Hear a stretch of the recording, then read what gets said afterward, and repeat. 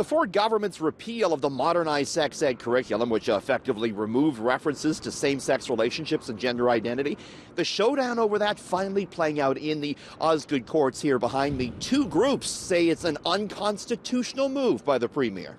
Our legal case contends that the government's mishandling of the health and physical education curriculum has had a chilling effect on teachers' abilities to teach the curriculum in an equitable, diverse, and inclusive way. The Elementary Teachers Federation of Ontario and the Canadian Civil Liberties Association want the court to order the province to bring back the 2015 curriculum, which includes references to same-sex relationships, consent, sexting, and gender identity.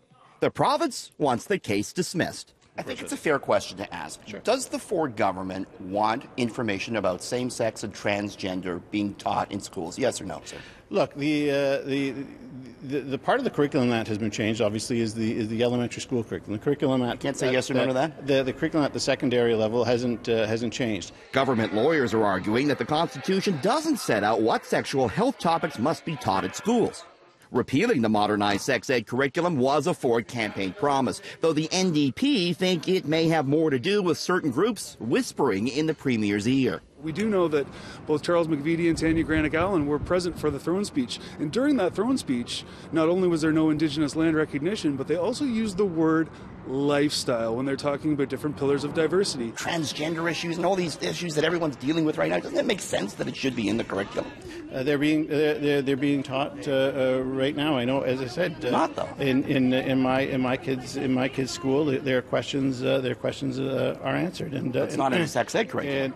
And I don't see a problem with that. A lot of talk as well in the court case about a so-called snitch line that the Ford government set up for teachers. The government created a website for parents to complain about teachers who were still using the modernized curriculum. Dubbed a snitch line, the court case argues it was created to intimidate teachers. That put a chill on teachers across this province to do what they're supposed to be doing because of the threat, in our opinion, to them and their professional judgment. If this doesn't go your way, will you appeal it, the court case? Well, look, why don't we let the court case make its way?